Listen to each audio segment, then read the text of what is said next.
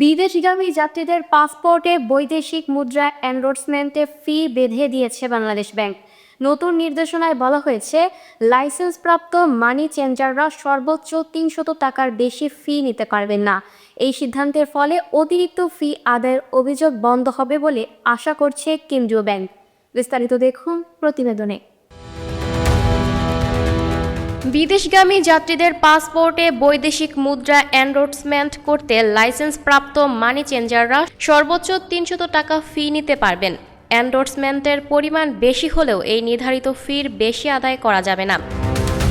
বুধবার ৭ জানুয়ারি বাংলাদেশ ব্যাংকের বৈদেশিক মুদ্রানীতি বিভাগ এ সংক্রান্ত একটি নির্দেশনা জারি করেছে। এতে বলা হয়েছে, জিএফইটি ২০১৮ অনুযায়ী মানি চেঞ্জাররা বিদেশগামী বাংলাদেশি নাগরিকদের বার্ষিক ভ্রমণ ভাতার আওতায় বিদেশি নোট, কয়েন ও ট্রাভেলার্স চেক বিক্রি করতে পারবেন। এ সময় যাত্রীর পাসপোর্ট ও বিমান টিকিটে সংশ্লিষ্ট কর্মকর্তার সিল ও স্বাক্ষর দিয়ে এনরোলমেন্ট করতে হবে।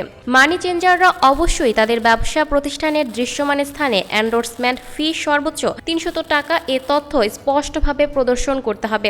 একই সঙ্গে গ্রাহকের কাছ থেকে ফি নেওয়ার পর রসিদ দিতে হবে এবং আদায় করা ফির সঠিক রেকর্ড সংরক্ষণ করতে হবে। আগে জারি করা অন্যান্য সার্কুলারের নির্দেশনা অপরিবর্তিত থাকবে বলেও জানিয়েছে বাংলাদেশ ব্যাংক। এই সংক্রান্ত নির্দেশনা জারি করে দেশে লাইসেন্সপ্রাপ্ত সব মানি চেঞ্জার এবং বিদেশি মুদ্রার অনুমোদিত ডিলারদের কাছে পাঠানো হয়েছে।